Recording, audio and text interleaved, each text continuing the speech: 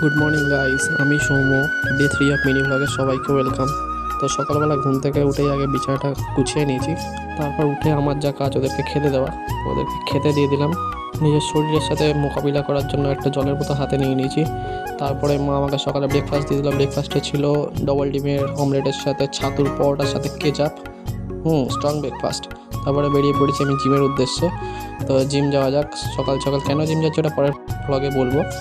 তো রাস্তায় প্রচণ্ড জল, সেই জল পেরিয়ে যেতে হচ্ছে। তার মধ্যে আর জোরে বৃষ্টি নেমে গেছে। জিমে এসে গেছি। তো জিমে এসেই প্রথম কাজ হলো ওয়েট মাপা। ওয়েট মাপাটা খুব দরকার। তো ওয়েট মেপে নিলাম। আগের থেকে 200 গ্রাম ওয়েট কমে গেছে। আজকে ওয়েট হয়েছে 60 কেজি 800, ওই 900। তারপরে আজকে যেহেতু ব্যাক মারবো, তাই জন্য ফুল আপ মেরে নিলাম ওয়ার্কআউট সেট হিসেবে। ফার্স্ট ওয়ার্কআউটে শুরু করলাম ল্যাট পুল ডাউন। তো অনেকে অনেক কিছু দিয়ে শুরু করে, তো আমি ল্যাট পুল ডাউন দিয়ে ফার্স্ট ট্রাই করি। তো এটারও 3টে সেট 12টা করে মেরে নিলাম। তারপর নেক্সট ওয়ার্কআউট হিসেবে আমি চলে আসলাম ওয়ান হ্যান্ড সিটেড রো মারতে।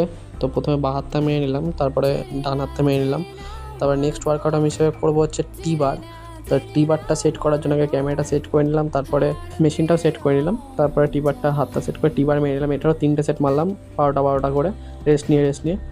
চলো জিম কমপ্লিট, বাড়ির দিকে যাওয়া যাক। খুব কষ্ট হয়ে গেছে। তো বাড়ি যেতে যেতে প্রচুর জোর বৃষ্টি নেমে গেছে, দেখতেই পাচ্ছ সারা রাস্তার জল, তার মধ্যে এত বৃষ্টি। তো বাড়ি এসে আমি ক্রিয়েটিনটা 200 ml জলের মধ্যে গুলিয়ে নিলাম। তারপরে ক্রিয়েটিনটা আমি খেয়ে নিলাম।